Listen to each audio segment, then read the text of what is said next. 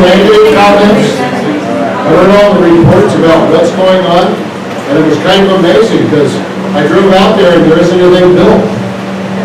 So somebody's passing information that's not correct. So tonight we're going to give you all the information we have.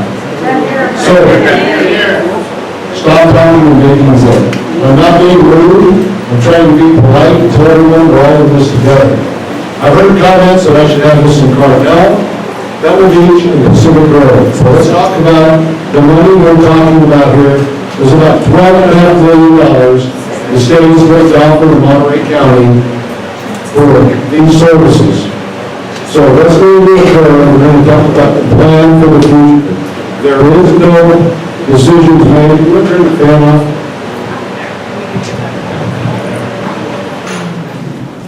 That'll help a little bit. So what's going to occur tonight, we're going to do a presentation. Supervisor Laurel is going to talk. We're going to talk about the numbers. The number of people that are currently living in a double white trailer. Last night I believe we had 33 children sleeping on a mat on the floor. I'm sure all of you really think that's okay. And I've read the comments today on Facebook how we should move it to Carmel, Pacific Grove. Where does America live? I live in South Salinas, and that's where the women's shelter currently is. For those who don't know that. And we'll be more than happy to have any of you go down there and look for a couple of days to see what you think if we're doing the right thing for services. So what we're going to do is our supervisor will let us get a few words, and then we'll do the presentation, and we'll really open this up for comments and public information. This is the night we learn from you what you think and what you would like us to do. Thank you, Mayor Dutton. Thank you, Mayor Dutton. Everybody, thank you for coming out tonight to talk about the shelter. As you all know, when the Townsend shelter near the Salinas Rail Yard closed in May of 2017, the Mayor Dutton and I, with some council members, Supervisor John Phillips, homeless providers, the county, city staff, we started looking at every potential site where we could house or have a permanent year-round shelter. Trying to find a site was not easy, but we looked at every single property available in Salinas. We went searching, we took the whole team and looked at every property. Tonight, we have the county side, we have the Department of Social Services here, the Resource Management Agency, the Health Department, because these issues are not going to be solved by the county alone, the city alone. Homelessness is a crisis everywhere throughout the state of California, and we're trying to find a dignified, compassionate way to treat our most vulnerable. As Mayor Dutton just pointed out, on some nights, 40 to 45% of the people staying at our shelter, which currently is maxed out at about 80 spots, they're children. Mostly elementary school kids, mostly little girls from 8 to 13 years old. And when we talk about homelessness, I'm a son of a minister. When we grew up with values about taking care of the least among us, because we saw everyone in our community as God's children. And I hope in this forum, we can start out with this forum with having some compassion, trying to find solutions together, address community concerns, and just put some myths that are out there about who is homeless in our community. Last Tuesday, this issue came up to the Board of Supervisors, which approved it, 5-0, but we had a wide range of community residents. We had seniors, we had persons with serious health issues, we had children, we had parents, and people in a lot of different circumstances. Some who are chronically homeless, some who became homeless recently because of high rents that are going up, and so this is one of the cities with the highest rent increases from one year to the next, creating serious challenges for so many of our local residents. So I'm going to listen. I hear what your concerns are today, but I look forward to hopefully working with all of you to try to find solutions, because what this shelter we're talking about is not the solution. It's part of a strategy, but we need many more strategies. When it comes to homelessness and housing, affordable housing in Salinas, we're just getting started. And we're lucky that finally the legislature and the governor have approved millions of dollars to allow states and counties to work together to do a lot more. So with that, I'm going to pass the mic back and I look forward to hearing your comments on this presentation. Great, thank you. So I'm going to run through a little bit of a presentation to get everyone on the same page. There are frequently asked questions and brochures out front, which largely follows the presentation, so feel free at the end to get that information. And also we'll be posting it on the city website, so if you want to take a look.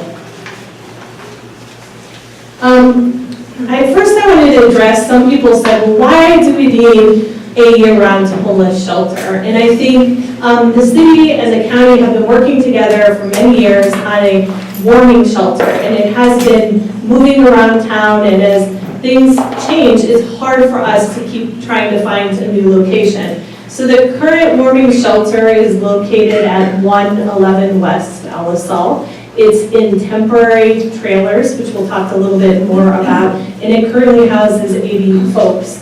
But just to go back to some of the statistics, Salinas, based on a point in time count, this is a homeless census, the city of Salinas had 1,361 residents experiencing homelessness.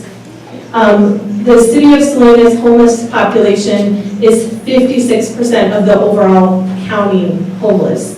And just to note, there's some really staggering statistics, and we're seeing it in the shelter about the number of families and children increasingly are homeless. One thing that's interesting, since 2013 to 2017, women comprise the fastest growing number of homelessness in the county. And there was a roughly a 7% jump in the number of women who are homeless. This year-round shelter is critical to help homeless transition to housing. The goal is to use it as an emergency shelter, as a springboard to help get people into housing so that we can actually reduce homelessness. And there are two components of the proposal: the shelter at 855 East Laurel and the housing. We would build housing at 1220 Natividad, because really the shelter, again, to get people into housing, to get people off the street and then into housing. That's the goal. So I kind of roughly described what the vision for the shelter is. It will be approximately 10,000 square feet in size. It will be roughly similar to the size of the current shelter, except we would have some additional amenities. The operation of the shelter would be year-round. It would provide supportive services, including housing navigation, which means that we would work really hard with those who are in the shelter to find housing, because that's the goal, to get people into housing. And one of the things that we don't have at the existing shelter at 111 West Alisal, which is a real problem, is we don't have showers there. We don't have kitchen facilities or laundry facilities. So we envision that would happen on site in the new shelter. And this temporary shelter will remain open until the new shelter is operational. And like I said, we haven't had a building to have a shelter in a long time. And the current shelter, the site is very small. The trailers are very run down. They won't last too much longer. We're kind of eking it out so we can build the new shelter. What is the vision for housing? We want to work with the residents on what the housing looks like and how it fits into 1220 Natividad. I just wanted to bring in some similar housing that we've seen for homelessness in other communities. The one on the far left is in Orange County. This is in Sacramento, San Francisco, Marin County. And this is what we have already under construction in Chinatown. So there are other parts of the community that do have homeless services or permanent supportive housing. This Moongate Plaza is going to be 90 units, 88 units of permanent supportive housing for people who are making 0 to 30% of median income. So a lot of these folks are going to come directly from the streets in Chinatown into this housing. So just to stress, again, the goal is to use, the shelter is part of a continuum of housing for homelessness. We want to address homelessness. We are not anticipating just a shelter as the one solution to solve homelessness. It has to come with housing and social services. So this is a part of a bigger plan. The shelter is critical because, as many of the families who stay there know, if they are staying with a family member, if they are on someone's couch, they are not considered homelessness for the purposes of getting prioritized for housing. To be prioritized for housing, they have to be in an emergency shelter situation. That is why we really need this. And again, to stress that a lot of the people that we're seeing in the shelter are families. And so this is what they need to transition into housing. And these are a couple of great examples of what other cities are doing, best practices. We want to be a model in Salinas for other places in the state and the nation, and we have great best practices. We're not the only ones dealing with homelessness. It's a nationwide issue. This is a supportive veterans housing in New Jersey, in a pretty well-off community in New Jersey, and you can see, how it's constructed. There's a program that's called Heading Home Boston. They have a shelter for families, and they have transitional housing for families, and then they are able to get families into permanent housing. And then on the far left is family transitional housing that was built in Muncie, Indiana. This is the continuum that we're hoping. A shelter is a stepping stone to these housing, housing type of housing that we hope to have at 1220 Natividad. So I wanted to let people know who are going to utilize the shelter. We don't know exactly, but based on who is using the shelter currently, we suspect that it'll still be the similar population. Right now, as of August, there was an average of 72 families at the shelter at 72 residents at 111 West Alisal. 32% of those residents are women, 31% are children, and 37% are men. A lot of the people who are living in the shelter are also seniors. Seniors and women are the fastest growing homeless populations in the nation. Children are a large part of the homeless community in Salinas, and as I mentioned, we're seeing roughly about anywhere between 24 to 35 children in the shelter at night. So I think it's really important to also understand that children are experiencing homelessness in Monterey County. And just to see the huge impact, the number of students who are experiencing homelessness in our county. In 2005, it was 866 students. As of 2013-2014, it's 7,170 students. In Salinas, the best estimates we have are that in 2013 to 14, there are 4,457 students experiencing homelessness. In September 2017, it's estimated that over 9,000 students were homeless in Monterey County. We have the third highest homeless children in California, in our county. So a couple other things. The people that are in the current shelter, and we expect to be in the new shelter, they're not staying there forever. This is a transition for them. 226 of the 288 total residents stayed in the shelter for less than 30 days. So it really is to help transition into housing. And we've had really good collaboration with the county. The Department of Social Services has been really awesome in working to find, especially the families, housing. So I wanted to go in really quickly. Why were these sites chosen? And these sites really are the only vacant and adequately sized locations on county or city property that meet the zoning requirements for a shelter. And so that's how we came to those locations. This gives you a map overall of city or county-owned properties. So you can see, there's quite a few. But once you narrow it down to parcels that are zoned for emergency shelter, you actually see that it's significantly reduced. And just this pink blob here is the airport overlay. When you look at parcels that are undeveloped, you get even fewer parcels.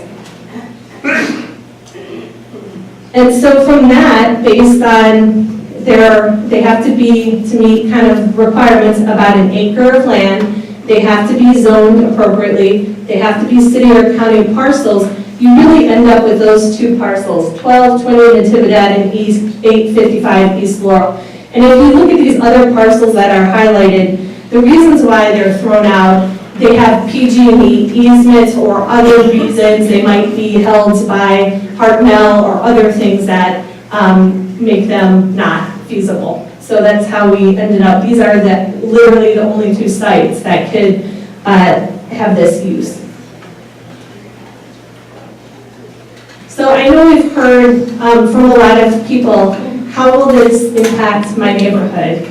And, we understand, like other parts of the city, but particularly in this area, there have been a lot of homeless that have gotten into the gully, gotten into the creek bed behind the Safeway, and that there have been a number of fires and other things, and we understand why people are very concerned. I would like to say the homelessness that you're experiencing are folks that aren't in a shelter, aren't receiving services, are looking for open space land that they can camp out in encampments. We're seeing it all along Caltrans. Right now, we don't have services for those individuals, but that is going to change. That is what we'd like to change. The city and county is committed to working with you as residents to ensure the shelter operations are compatible with the surrounding community, but really hearing what are your needs? Where do we have to focus? Are you experiencing, an area where all of a sudden there are more homeless? We are committed to doing that work even before the shelter is constructed. And I did want to mention that since the 111 West LSAL shelter has been open since December of 2017, there really have not been complaints. I would urge anyone to go talk to community human services and ask if you, or community homeless solutions, and ask if you could, look at that shelter and see how it's operating. They've done a phenomenal job of minimizing any impacts on the surrounding community. And I wanted to also point out, there are two photos right here. This one is called Step Up on 5th. It's in Santa Monica. It's in the heart of the downtown. It provides transitional housing and homeless day shelters for folks who are mentally ill, and has been totally incorporated into the community. They also have another housing/homeless shelter in Hollywood that is literally right next to a preschool. So you can kind of see, best models can be compatible with the surrounding community. And then there's another project in Los Angeles, in the Mar Vista community in Los Angeles, called Upward Bound. And again, that is right here, fits into the community and has been considered a community asset because they have brought in homeless services to that area of Los Angeles. And so it's really helped transform the area. So again, the requirements that we have currently at 111 West Alisal include security. We have a very detailed security plan. We would have the same for the shelter, where we would have transportation for shelter occupants. So people wouldn't be roaming and coming, here, there, everywhere. You're looking to have storage for possession, so you don't have carts all around the neighborhood for people who are staying at the shelter. There will be ongoing site maintenance, and again, we would work with you. You would have a number to call if you experience problems around the shelter. And then, there are a lot of other things, conditions that we may impose onto the operator that we want to work with you to hear. What kind of, conditions need to be imposed to make sure that there are no neighborhood impacts?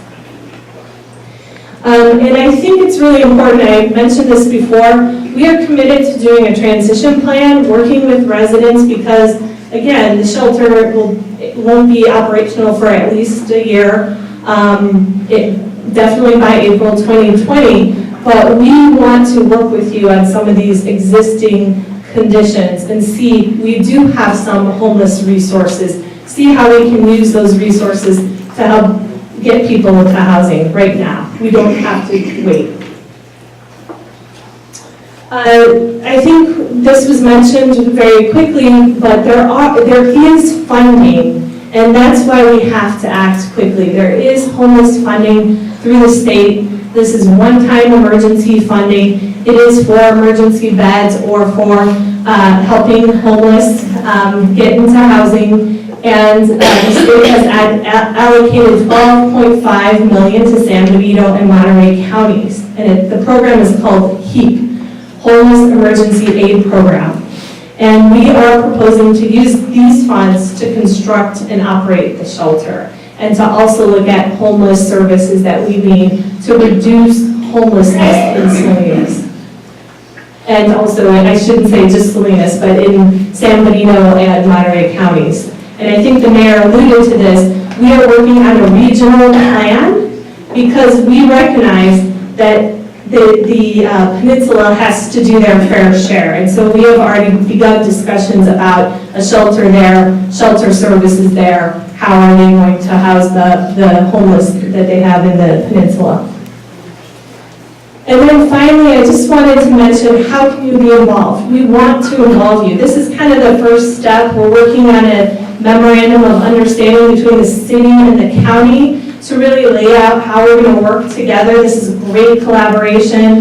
We've been so fortunate that the county has, agreed to let us work with them on these properties. But you can participate in community meetings about shelter operations and the housing development. We want to hear what your concerns are, and we can incorporate that into any sort of future development into the shelter operations plan. We want to work with you on the transition plan, on the things that you're experiencing right now with homelessness, and we will work with the county departments and also the city departments to monitor the site once it's operational and report any complaints and act on those complaints.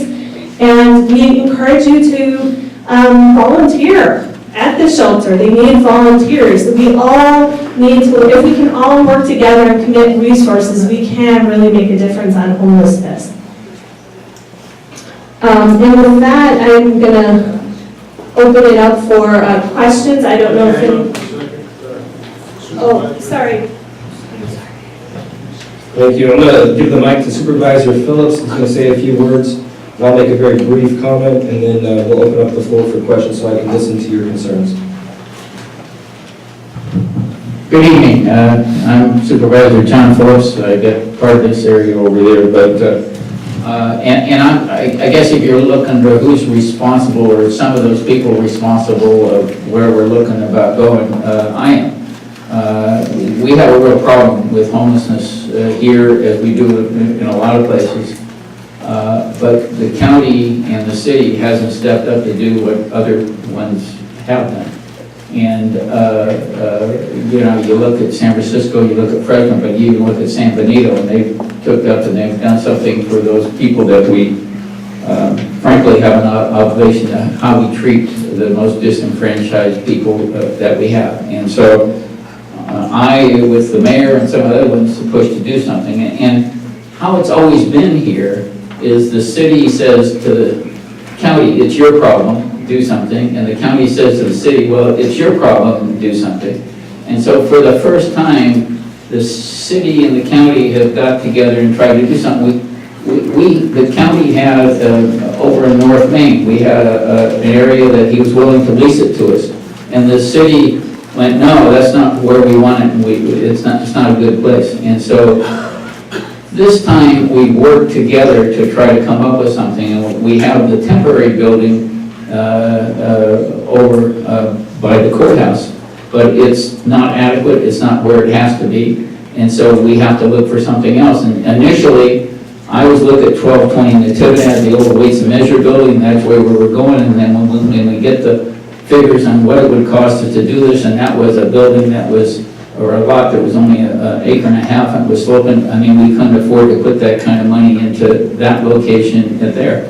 And so, I guess if you got to blame someone, I was saying, well, what about Laurel? We got 3 acres there, it's level, there's some things we can do on it, and that's what we started doing, and we did our due diligence. And there's some people that said we kind of hid this from them. We haven't. We were at Gavilan Elementary School, we talked about the direction we looked like what we were doing, but we were looking at all different locations and where would be the best place and where would be the most apt place for it.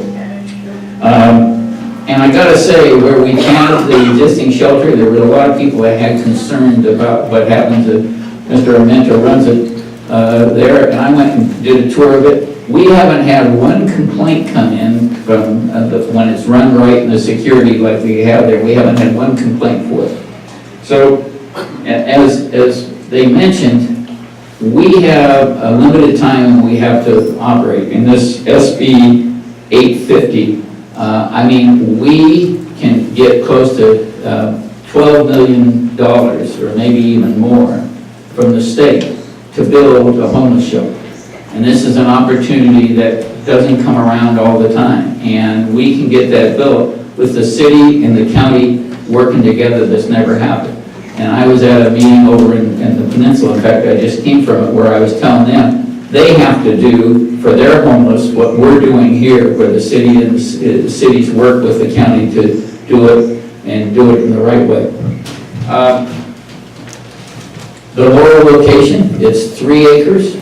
It's fairly level. We can adjust the site. We're talking about a 10,000 square foot building. We can adjust the site so it diminishes and takes advantage of the positive things and diminishes the negative impacts it would be. It's not, to me, the reason I think that's an ideal location is not directly in a residential area. It's not directly in a business area. We have community advantages there because we're close to services. The hospital is nearby, the sheriff's department is nearby, the probation department is nearby, the health department is nearby, and so it has a lot of advantages that way. And it's county owned, and so that's the contribution the county's making in it, and there's not a lot of places around, and we have sewer, water, and power nearby. So this is the start of the process.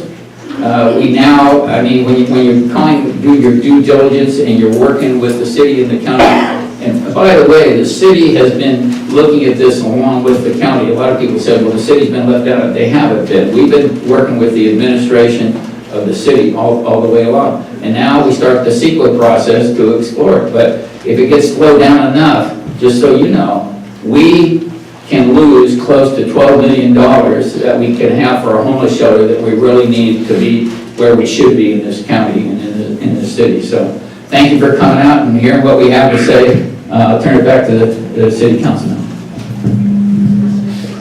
Thank you, Supervisor Phillips. I've heard a lot as well, and I'm very much on Facebook, so I get to read all the good and bad, and especially about me, but that's fine. I appreciate the feedback, and I really do. I really truly mean that. And look around you today, is we have such a diverse group in here, and really this is what it's about. It's about everybody in this room. It's about community, and we all don't look the same. We have different colors. We have different ages. We have young kids in here. Sorry, we got a little feedback. We have young kids in here. So when we open up for questions, please be respectful for the little ears. Number two, I'm going to challenge everybody in here to really stop and think about how you define homeless. I mean, how do we define the homeless? What we see a lot of is the drug dealing, we see those who have mental health illness, we see the garbage that's left behind and we get frustrated. And then we paint everybody with a broad brush. Now, whether it's the homeless, whether it's Latino, maybe it's Asians, and the fact that, they're driving abilities, right? And I'm Asian, so I can say that. But, closer to it? Oh, okay, closer. There we go. We tend to stereotype a lot, and it's not any particular race. We do it all around. We do it in every country. We have to realize that 10% of whatever group you're talking about are going to do things that are against the law. They're going to do things that aren't the best. So I ask you, when we look at the homeless, let's not stereotype, let's not paint everybody with a broad brush, but let's really look at those that we can help, and we can give a hand up. I'm really big on hand ups. I'm not really big on handouts. We spent $5 million in the last 4 years on Chinatown cleanups. We don't have that money anymore in the city coffers. We're going to have a $22 million deficit, structured deficit within the city coming up in the next 2 years. And that means we have to look at what services we provide and determine where we're going to cut. We all need our potholes fixed. We all want the streets repaved. We want those abandoned cars moved from out in front of our homes. It takes money. But we have an opportunity here. And so $12.5 million is a lot. It will go a long ways to start to address an issue that's an epidemic. But again, my concerns are also the safety of the area and the cleanliness of our community. So those are the two things that are always in the forefront of my mind.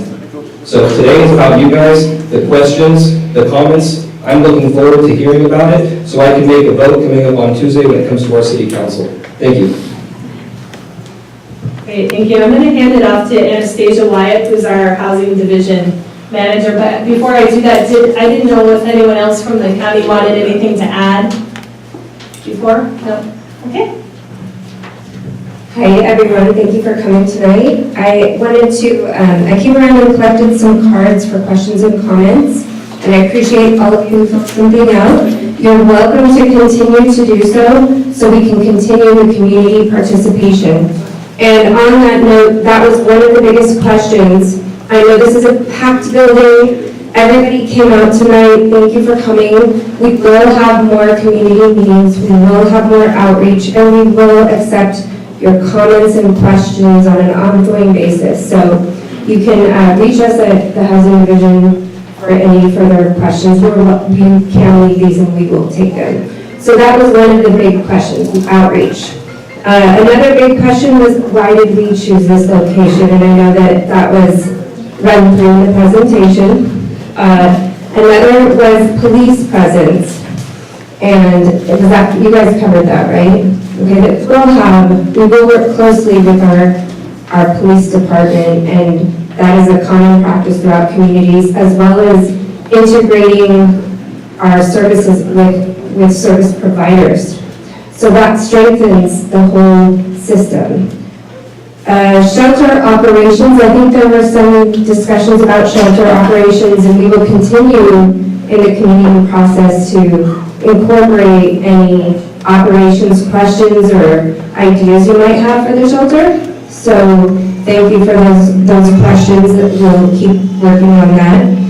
And security. This was another, kind of goes along with the shelter operations.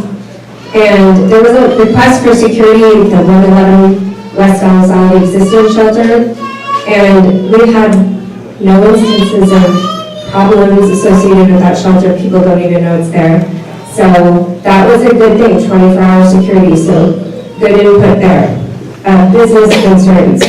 This is something we hear over and over and over again, and I see some of our business owners out there, and we do want to continue to address the business concerns, and I work for the Downtown Community Board. I'm on that board, and we hear a lot of the business concerns, and they're in the thick of it as well.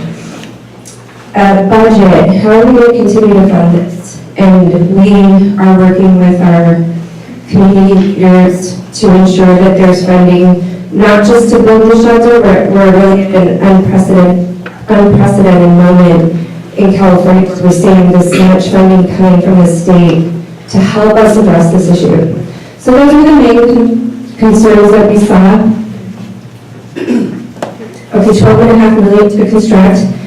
It won't be that much. I hope not. Or Judge Phillips is going to get really angry at me. 4.5 million we're hoping. How long will the money last? This is going to be a 2-year timeframe. If we're able to do this in 2 years, it's critical, and we'll get more money. If we fail in our endeavor, we could lose further options for funding, so we're not going to fail, I promise. Then our money will go elsewhere. Yeah. Other parts of the state that don't need it as much. How is it going to be funded after, again, that's ongoing operations, we'll keep working with city leaders on that. Okay, I think those are some of the main questions there. Well, and the important thing is that if in ongoing operations, the city and county are going to be working together on it. It gives us a big advantage. So now that we've gone through a lot of the questions that came in here, and believe me, there were duplicate questions, and there are also unique questions. We'll continue to do that. I'm going to go around and I've got Anna back there. Hi, Anna. I'm the Anna in the front, she's the Anna in the back. So Anna will take questions individually. Thanks. Can we check? I think there's the volume back up. So let's go right here. And I'll hold the mic for you. Good, everyone. It goes without saying that, I can do better without it. It goes without saying that we need to help our homeless and that there is funding now and that the city and the county are going to work together to make sure there's continuous funding. One of my biggest concerns is, I'm a teacher in this area, I work in this area, I live in this area. This is where my children go to soccer, this is where I'm down the street from where this is going to be. So one of my biggest concerns is how do we keep the influx of people coming from other parts of the state? Well, how do we keep Monterey from sending their people here? And people say that that's not true, but I work with people, I know people that live in Monterey that think that this Salinas is just the best place to put this homeless shelter. My concern is that they're going to say, why don't we just send them all that way? And I deal with homeless children every single day, children that live in cars, in garages. It's not a lack of compassion. It's not a lack of understanding the need of the people that are homeless. I certainly understand that it's working out very well in market or off market. It's concerning in the long run, in the long term. How is this going to be funded in 5, 10 years? And is the police presence going to be there in 5 and 10 years? Thank you.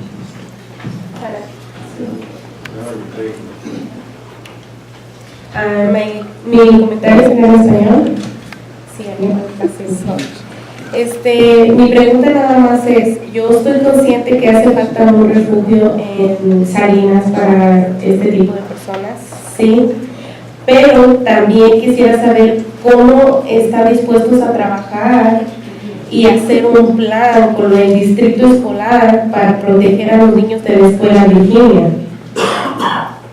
So I'm aware that there's need for a shelter, but I want to know how is the city and county going to work with the school district, especially Virginia Road Garden School? Porque en ocasiones yo tengo un niño en preescolar y cuando pasábamos al desayuno el olor a marihuana es bastante. En Virginia las fensas son demasiado bajitas y al estar este tipo de personas, ¿cómo piensan proteger a estos niños en el impacto que pueda causar este centro y la influencia de este tipo de personas? So at Virginia Road Garden, you see homeless, there's smells of weed. How is the city going to protect the students from this type of environment? Okay, my question to you guys is this. I know you guys talk about the homeless and you're focusing and trying to convince everybody that this is for the families. I do understand that there is a lot of families, but that's exactly what you guys are trying to use to get this through. Now, is the center only going to be for families? No, it's going to be for everybody. So that includes everybody. The ones with the mental issues, the ones with the drug addiction, and we're all in the same boat. We have the same concerns.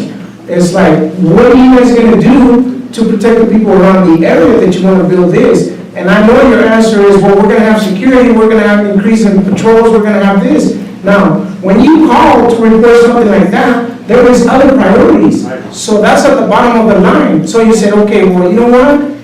We can't deal with that. We don't have the resources to deal with that right now. Thank you. Let's try to go to the actual question. I know we all have comments and. Yeah, so maybe we. Took a little break in between. Yeah, maybe, can't tell. Is this, can you hear me? Yes. If I talk really loud, can you hear me? Yeah. It might be easier than the microphone. Okay, all right. If it starts clicking out, let me know and I'll just talk really loud.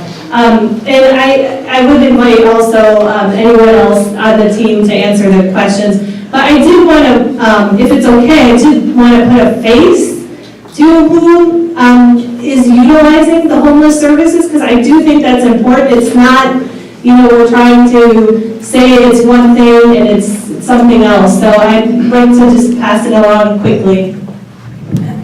Thank you, ma'am. My name is Swiss Armando. I'm the shelter manager for the Salinas Winter Warming Shelter, which is operated under contract with the city and the county of Monterey. Our organization is called Community Homeless Solutions. I really don't have too much to say because it's really important before I turn it over to some of the family members that also want to address this, have input into this meeting. We operate a facility that houses 70 to 75 people every night, every day. We have security there 24 hours a day. We're fully staffed, 2 shifts. We have staff, regular shift, covers all night. Our primary responsibility is the safety of all our clients. So the question is, who are our clients? Presently, we have 18 families in the facility. Our priority are families first, then single women, and then men. The families that are here tonight are at the shelter. They have been at the shelter for quite some time. Over time, we get to know these individuals and develop a relationship with them. And one of the things that my observations and just listening to the clients is they're just like you and I. They're not any different. They're in a situation, they got caught up because of the recession, or perhaps it was a domestic violence issue, or substance abuse, etc. But the important thing, they're human beings just like you and I. And so with that, I'd like to ask Daniel, who's down, to like to say a few words.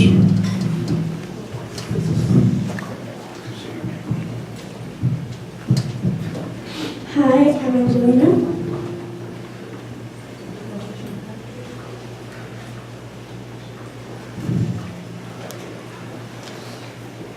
I'm currently staying at the Salinas Warming Shelter. And I'm happy that this shelter is staying open because who knows where me and my family would be at when the shelter closed. I've made so many friends at the shelter who are nice and friendly, gives gifts to us kids. The shelter has made me very comfortable and safe. Who has security there is from 4 p.m. to 6 a.m. in the morning. I'm just happy that the shelter is staying open.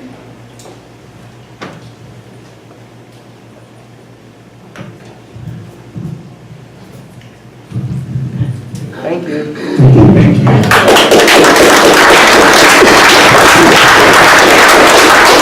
I'm giving her an extra just hand because that's really brave to speak in a, So I want to answer some of the questions. In terms of security, the city right now, the existing shelter right now, there is private security, but the city has committed to working hand in hand, and the county. The city and the county Department of Social Services is working very hard to get folks housed. The city, along with private security and the PD, have worked to make sure that that area remains clean and is operating well. That would continue. Right now, there is not that organized effort as would be with the shelter. There was a question about working with the school district. Our intention is to work closely with the school district, very closely. A lot of the stats that are here came from the school district. It's not just about the shelter, it's about housing.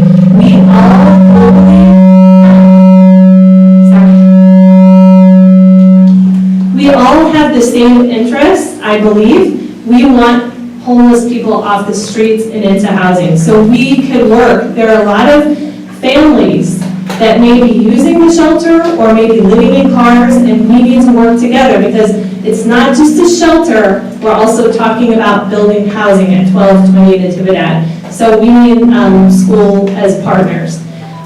In terms of the question from the teacher about security, I completely understand. We are experiencing unmanaged homelessness.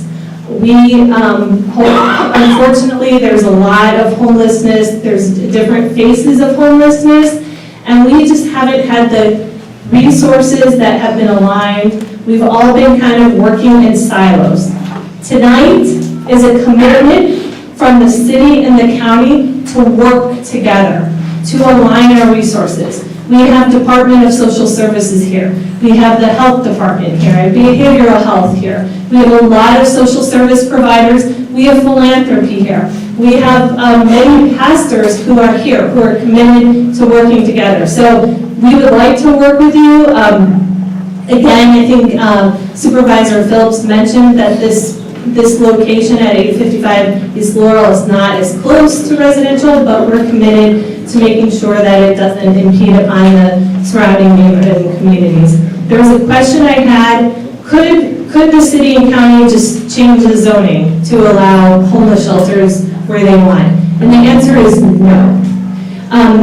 We could change the zoning, but it would take 2-3 years because we would have to go through a whole general plan update. We are working on that. We hope to get started in the spring of 2019, but it's a slow process and we need the shelter now. We're seeing growth in homelessness because we don't have a stable shelter. That's one part of the continuum. We also need services, which we also are committed to working on.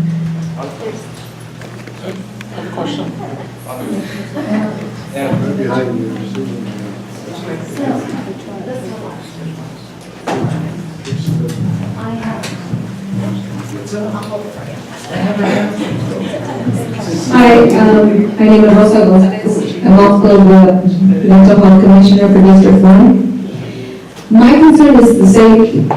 The safety, because I'm hearing the security and safety concerns that the district is having, the also school district is having, but I'm also concerned about the safety of those that are homeless and have mental health, that could be crossing streets that don't have sidewalks, because right now we've been talking about in the community about sidewalks on Laurel to the hospital. We've also, I've also seen the accidents that have been happening crossing on Constitution and Laurel. And I'm also concerned about the safety of those in the crossroads of Constitution and Laurel and Natividad, because they're going to be using those areas, and I don't consider those to be really safe for any of our, families or those that are going through the mental health. I myself am a family member of a loved one who is struggling through mental health, and she uses a lot of the transportation and buses, and I really am concerned about the security for them as well. I'll let you respond to that. 7 minutes left, so I'll let you respond to that. So I'll respond to it while she finds work on the next. You know what? Why don't you? I'll just talk really loud. So we anticipate and where we would love to work with you is we need a transportation plan. We would work with residents because those intersections also need to be safe for everybody, not just for this particular use. So we would, be interested in working with you. For the shelter itself, we anticipate having transportation to the shelter. There is a program that many people don't know about in the Monterey Peninsula, so it is a misnomer that there is not shelter services there. There's a program called I Help, and they work with pastors and different churches, and they have a transportation program where they take homeless to the different churches to spend the night. And so we know we're going to have to work with the community, figure out a transportation plan, but also we need to work with you to talk about those issues, because regardless of the shelter being there or not, that doesn't go away for the residents that live there and the school. So we want to work with you, and as part of the commitment, hopefully we can have this dialogue about how to make that work. Mr. Who's got the mic? Who's got the mic? I don't have it. So this is Superintendent Dan Burns from the Salinas Salinas High School District. Union High School District, there you go. And so he caught me in the hallway and goes, Scott, I really want to be a part of the solution, and let's work together. So not just the county and the city, but also the school district. And I just want to, if you just have a couple of things you want to say as far as your commitment to work together. Well, I appreciate it. So I left a document too, so if you guys want to read through that later. I've opened myself up to Supervisor Alejo, to the city, Scott in the hall. We are part of the solution. We serve 16,000 kids, 64,000 families in this community, and we have to be at the table when we have this discussion. We have a school 1,000 feet away from where the planned shelter is. I appreciate tonight describing what a shelter is and what a shelter is not. For us, there's still concerns, because what is affecting us is the homeless people who are choosing to be homeless, who live in the creek bed, who walk up the hill and bother children. So that is something we have to fix as well. I get it, this is the first step. As we take the second, third, and fourth step, invite us to the table to have a conversation. I even, to Supervisor Alejo last week, said, when building this facility, consider the fact that we could put some kind of learning center there and maybe put an adult ed program. But if you don't put us in the conversation, you don't get our solutions. So put us in the conversation. That's my invitation. My information is pretty public. I'm pretty sure a lot of people here have my cell phone number. Call me and we can talk about solutions. We're not here, my school board is not here to fight homeless solutions. Not at all. And so, but we want to be part of that conversation. So, Scott, thank you for bringing it up. It's hot as heck. Thank you for those people that sent your questions. I was here before that next question. Go ahead. So real quick, I was at the Board of Supervisors 4 months ago when the city of Salinas said they weren't going to support a year-round shelter, but were supportive. Things have changed. I was there when they talked about this new address. So the question is, Building Healthy Communities that I work for has been working with the city and the county for a long time about being open and transparent with community, about not waiting for the last minute to go to community. But on the other hand, we're very happy that homeless issues are being taken care of. And maybe the officials could talk about how this is not about just a shelter in Salinas, but it's about a comprehensive regional approach for this homeless, and how this HEAD funding is not just focused on Salinas, but it's focused on San Benito and Monterey County. And also, how is the plan to move forward to make sure operations and transparency about this facility is being set forth? Because you have to be transparent with community. Many people heard about it just recently, and this has been talked about for a while behind closed doors. Yeah, so I think it's really appropriate that Supervisor Alejo, as the chair of the leadership council, and the mayor, who's also a valued member, talk a little bit about that. Thank you. I want to say this. We're looking for a site for a shelter and the transitional housing, which is trying to maximize the limited space we have, to actually have spaces for people not just be in the shelter, but move into a safe place to live. We had a meeting at the City Council and Board of Supervisors going back to March. We had a meeting in May where this particular site was discussed, and it was in the press, in the Monterey Herald, in the newspapers. We've had numerous, as Supervisor Phil pointed out, we had a meeting, town hall in July 31st, right here at the Government School with county residents, Salinas City residents, with city and county staff, well attended, but it was all about homelessness, and it was about these particular sites that we were looking at. I've had 2 additional district meetings in East Salinas with my constituents as well. So, and then the continuum of care is the coalition of different mayors and the county and providers that receives a lot of this federal and state money, receive money is going to come to us. So we've had a couple of meetings on these particular sites and everything's on the shelter. So there's numerous meetings that we've had. But I want to address the question about what are we doing elsewhere. In this plan that we're going to be proposing for services in Salinas, we're also talking to the mayors in South Monterey County, the mayor of King City, and we're talking Greenfield, Soledad, Gonzales, do part of this county plan to be part of South County. Now, what are we doing in the peninsula? As Megan rightly pointed out, my staff has a list. There's 8 shelter programs and safe parking programs that exist currently in the peninsula. But the issue is that we have a targeted population. Some are for women, some are for youth. There's, I think, 3 or 4 safe parking programs, including in the city of Monterey. There's 5 additional day shelter programs existing in the peninsula. But we're not stopping there. We started the first ever safe parking program that's run by the county. We started that several months ago, and you all know that I was publicized very widely. And also, we've been working very hard with the Veterans Transition Center, other local governments to find another year-round shelter similar to what we're talking about here, and that is in the works. So we haven't ignored the peninsula. We have targeted trying to find other services in other parts of the county. San Benito is way ahead. They had 0 2-3 years ago. They have a current shelter. They're already planning on transitional shelter. They came with their plan for behavioral health, job training, the shuttle program. They've had a pretty comprehensive plan for a county that had nothing 2 years ago. Where are you going to get the money at? The money, as we just spoke, we got $12.5 million coming for this heat money, which was given by the governor and the legislature. On top of that, there's another additional fund coming to Monterey County of $1.2 million. It's called CASH. It's an additional pot of money. Statewide, it's $59 million additional dollars. And come this November, there's 2 issues that everybody who votes in this room can vote on. Proposition 1 is a $4 billion affordable housing fund to address the affordable housing crisis in California.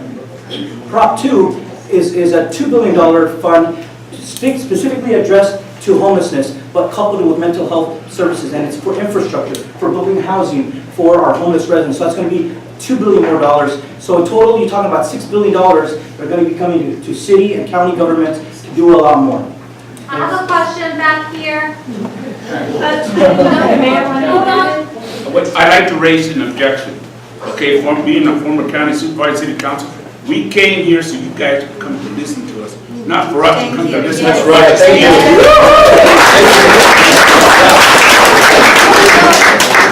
Hold on, I have a comment and question. Thank you. Hopefully everyone can hear me.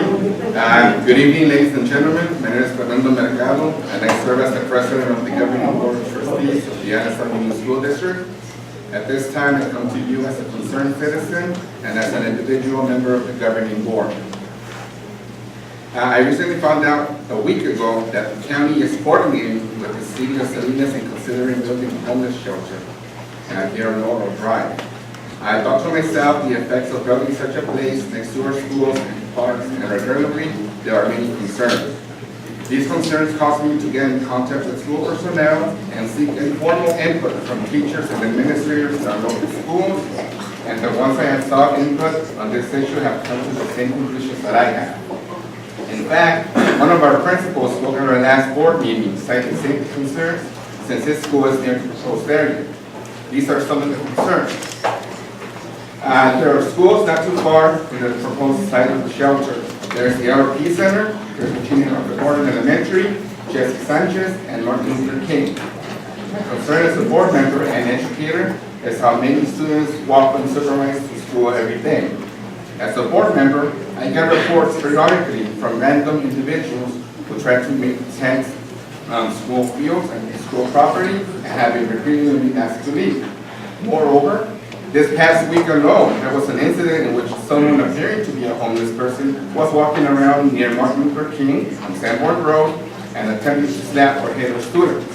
That person did manage to hit a student in the face, and administration called police to make a report and have to deal with this regrettable matter. My three questions is, has the supporting agency undergone the creation of the environmental impact report or a sequel? And if so, what are the outcomes? What are the conclusions? You have an actual super question?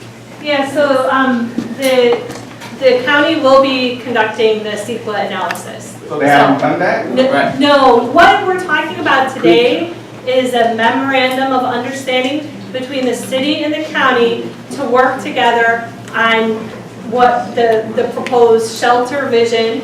We would be working with residents to kind of define what that is, and then the housing at 1220 Natividad. Okay, and my final question, should this project come forward and both city and county are in agreement, what guarantees or assurances can each entity give to mitigate the potential issues that may come from this proposal? So this is just one decision point, which is a memorandum of understanding that we're going to work together.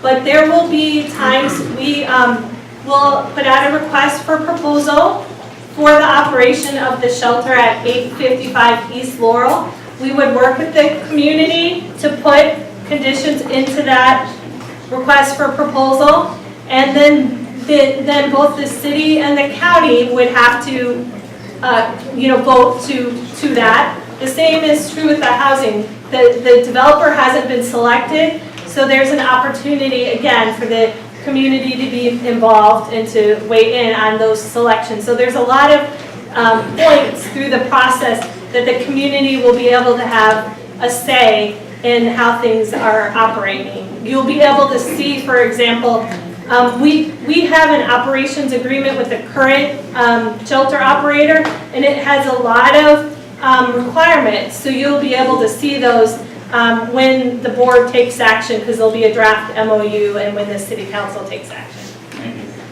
I have a more immediate question on this $12.5 million. Is there a deadline that has to be filed for? Yes. I'm sorry. And what needs to be done to get it there by that? Anna's got a good queue going. So your question, please. Okay, my question and comment is this. I see more homeless people everywhere I go. I see more mentally ill people everywhere I go. The situation has not gotten better. It's gotten worse in the last 2 years since you kicked the homeless out of Chinatown. The poor and the meek will always be with us, according to the Bible. So we need to take care of those people, some of them of which are mentally ill, some of which are veterans. I think both Monterey County and the city of Salinas have failed the homeless people in Monterey County and the city of Salinas. And when are we going to fix the problem? When are we going to fix the problem that we are getting a lot of money to fix the problem with? When are we going to fix the problem? And secondly, this meeting should have been held at Sherwood Hall instead of a small little dinky place like this. Yep. Thank you.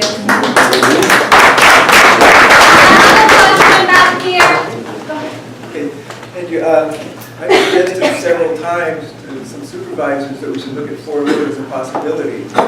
I guess the mayor's not very good, but if nothing else, a place to put a tent with access to kitchen and bathroom facilities, and give them an MST bus pass so they get back and forth where they need to go. And I never get any kind of a response. I think maybe the officers for it might be little, I don't know. But at least check it out, there's possibilities. Thank you. Maybe I can answer that real quick and wrap in a question about when the application and the funding for the $12.5 million is due. That application is due, and it doesn't have to be very detailed, but we have to put together, like, we want this amount for the shelter, we want this amount for housing services. That is due by December.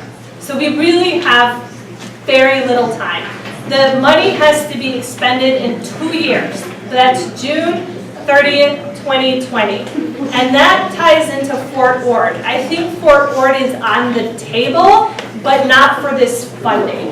It would take a long time. It goes through an authority with many different jurisdictions who would have to weigh in. There's also a lot of remediation work. There's environmental issues that would have to be addressed. So if we miss this kind of time frame, we could end up with no resources. And we desperately need a shelter in Salinas. As I mentioned before, the 56% of Monterey County homeless live in Salinas, are Salinas residents. So we have to keep in mind that we really need that resource here, along with other resources. Housing is key. We need to build more housing, and we're committed to working to build more affordable housing, because there are a lot of people that are just skating on the edge of ending up on the street. They might be, in temporary situations right now, but that temporary situation goes away, and we have a lot of people in that way. So we really need to work together on the housing and transitional housing. I'm sorry, I have to be the bearer of bad news. We have 10 more minutes. We are over already, but we're going to extend it 10 more minutes. And then from there, we can have another workshop at Sherwood Hall. That's no problem. We'll do it again. And so we'll get going on the next questions, 10 minutes. Okay, my name is John Day. I'm with the Vietnam Veterans Memorial. And right below the Vietnam Veterans Memorial, if you've never been there, is the Memorial Park. The Memorial Park is has a lot of history to it. Okay? And it's a fantastic place to take your family for a barbecue or whatever and honor our vets. But I've never seen a police officer in there to take the alcohol and stuff away from the people that are drinking there, even though it's not allowed in the public park. Our Vietnam Vet Memorial has had its share of feces that has been deposited there. We are 110% for what's trying to be done, as long as the proper security is in place. And I think that is the biggest concern.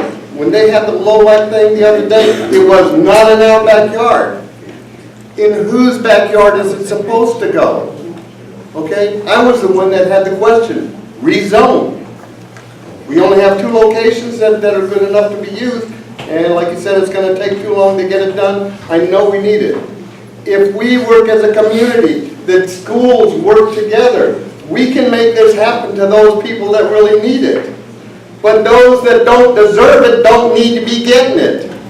And those, when we have 100 beds, and those 100 beds are full, the other 100 waiting on the list outside, they need to go somewhere. And it's not in the creek, it's not in the soccer field, and it's not in our streets. Thank you. I'm going to answer that question.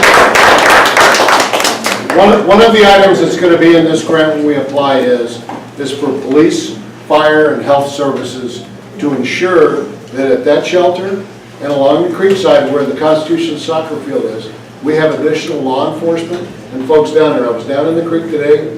The city just finished cleaning up along the soccer fields for the folks that live down there. It was a mess. The ton was amazing how much garbage we took out of there. And we've moved them out of there temporarily until we start this process. I was talking to them. We have a lot of work to do. We'll be the first to tell you. We by no means are perfect. No other city is. They mentioned, Supervisor Alejo mentioned the other cities in South County. I talked to the mayor of Seaside today. They're working and they have some property in Fort Ord. They're looking for a facility. The Veterans Transition Center folks, if they were here, will tell you, they are already applying for part of this grant, put in a homeless shelter for veterans in their building themselves. So we are starting to see some action from the peninsula. I heard a comment about them sending their homeless. They only send their homeless once until we catch them and send them back, because I think there's enough for everybody to do. But I think you're right, and I think security is a big deal. For the school district, I appreciate what the gentleman said. The kids should not have to live in fear of the homeless people And if there are people that don't want to get the services, then we need to take the corrective action. Thank you. Question right here. Yes, I'm very happy that this is happening. 100% behind it. However, I wonder how you're going to incentivize the homeless to use these facilities, because I've personally spoken to homeless people here, and not all of them are on board with using facilities like this. They want to be able to camp, they want to be able to do these things. And it's worrisome that this is going to turn into, we're still going to have the problem we have and this homeless shelter, which is good, but we're still going to have all that too. Well, I think part of the answer is going to be Monterey County's involvement with social services, with mental health, law enforcement's help. We realize that there are some people that are not going to come to a shelter. Right. They live a lifestyle where that's not what they want to do. But there are some of those folks out there, and we heard the young child speak today, they want our services, they need the help to get into a house. Absolutely. And I'm going to tell really quick, I was at an event where a young lady came up to me who's in 11th grade, lives on or 11 years old, lives on Acosta Plaza, who said, Mayor, you're not doing enough to keep the homeless from having to live in the creek. You guys got to build a shelter. And her concern was the children. And I thought, out of the mouth of the babe, sometimes the answer is there. And evidently her family member had been at the other meeting. She said, you know, they really hate the homeless. And I said, they don't hate the homeless. They hate what they leave behind. They hate for the fact that they don't want to accept services and help move on to better things. I think she figured it out well before the mayor. But he's absolutely right. Some of the people are not going to come in, and I've been in the, he and I was a DA, he was a cop together, and I was a judge for a lot of years, and you just see a lot of people, there's some of them out there are not going to come in, but what we can provide the services for the people that we can help and deal with the mental health issues, the other issues, and get them in housing and get them back into society the way they should be. So I have a last question back here. Good evening. My name is Fernando Armenta. I'm a former county supervisor, 16 years, former city council member. Supervisor Phillips got me tagged when I was there in closed sessions. Here comes a troublemaker. Okay. So I'm here for the right reasons. I want to thank all of you for having this meeting. And I didn't think I was going to ever come to a community meeting after 25 years being an elected official. So much for the speech. But anyway, we got to do better. And I know we can do better. Collectively, we can do better. Look we are not at the table. You're asking us, you as elected officials and everybody, you're asking us to get married today, tomorrow, without a relationship and do it in 2 months and be able to have trust and confidence in the process. The thing is, you got us, I can sense it right up here, whether you want to admit it or not. You're backed up in the corner. You got us backed up into a corner. You got to do better about this. You guys, we all been around for a long time. We got to have a better meeting where we can breathe. We have folks that can barely stand, and look where we're at today. As far as I'm concerned, you will prove us wrong.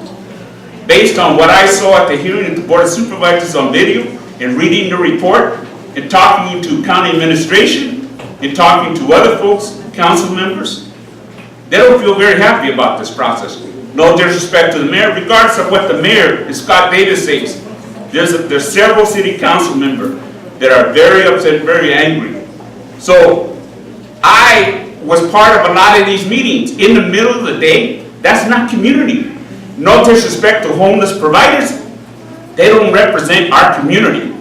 The issue is not homelessness by any means. And please do not pin the homeless population between you and us, because in the ultimate end, we all know they ain't going to get nowhere. Last thing is, you have an opportunity to be transparent. And you have not been transparent. You know that. And you think you're going to get it accomplished in 2 months? I'm sorry. That's about it. We talk about the schools. We all know, and let me give you one good example. No disrespect to the Community Alliance for Safety and Peace. I sat there and co-chaired that for many years. I tried to get the school board members to the table. And guess what? They're still not at the table. And I'm not gonna point fingers, Okay, I think. but there was a lot of resistance. That's all.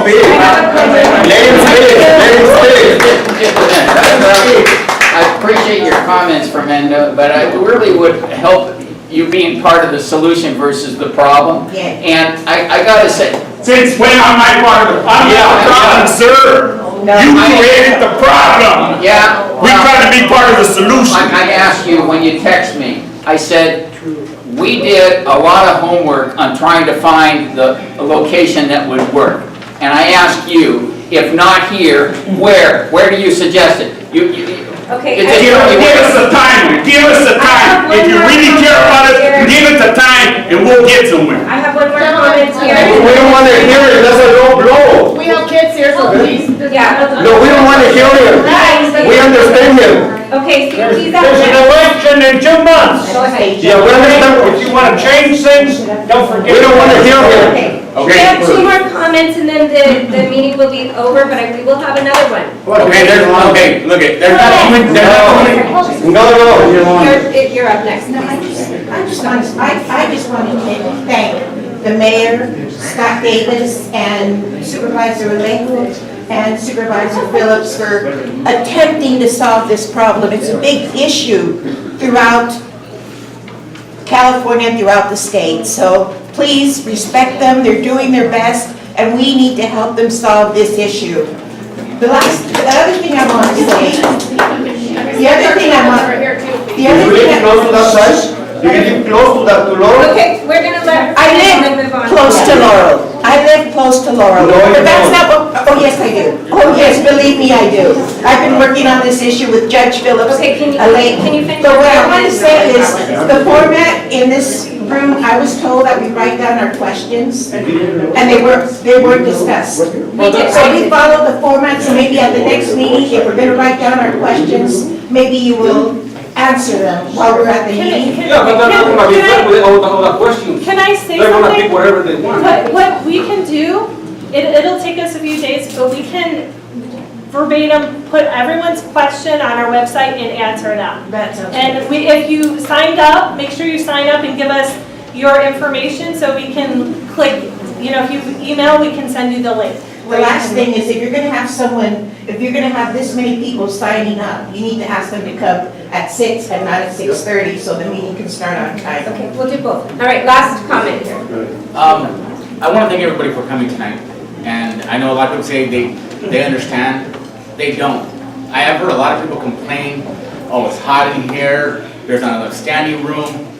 That's all fine and dandy, but you guys all go home. Have a bed to sleep in, a roof over your head. So while you're all complaining about, oh, there's not enough standing room, it's hot, there's not, it's not enough time to speak. My daughter, my kids, I have 5 kids. I work. A lot of the families that are in the warming shelter do work. They do work. So it's really, really frustrating to hear a lot of people. I get where you guys are at. When I had a house, when I had 2 cars, when I had my kids living, in a 3-bedroom house, I felt everything that you guys felt about the homeless. Oh, I felt safe for my kids. You know what are all these homeless people doing? Now I've lived in those shoes. I've walked a mile in those shoes, like they say. Maybe you should try to do the same thing. Try to understand what we're going through for just 1 minute. I feel the safety for your kids. Trust me. I have 5 of them myself. I have 2 grandkids. So I feel your safety. I feel your concerns. I do. More than you know. Because I've been there. But like they say, walk a mile in somebody else's shoes and you'll understand. Because a lot of people don't. A lot of people don't. Everybody's more concerned about the standing room in here, and instead of what the real meeting's about. So.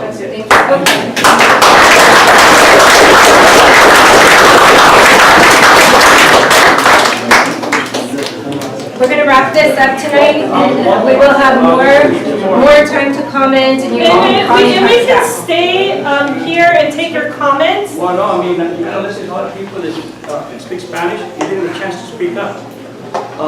Jen was saying, about homeless. How many field workers do you see being homeless? they're hardworking, they're not homeless. So, and now, you know, you're on a fast track to get this through with the county and the city, but it's gonna affect the residents that live in this area. As you already heard, the schools, the families, you know, you're not considering the people that live here. Have you Okay, asked well, the people? meeting is now, we need to come to an end, and I'm sorry. Is there anyone that wants to make any So their job is final to Okay. listen to the public. I mean, that's what they're there for, you know, to listen to us. So some of us will stay and we'll Well, te voy a decir, las personas que hablan español no les dan la oportunidad de decir lo que sienten we do have But there's translation. people here that want to speak out, and you give them an opportunity. So- This center's gonna be right in the middle. So I'm here, I'll happily have Mr. some. Alejo, he seeks to represent the Hispanic population, he didn't Hispanic percentage, he didn't get a chance for the Hispanic people to speak out. So they're gonna stay around and you can go ahead and ask questions directly to them.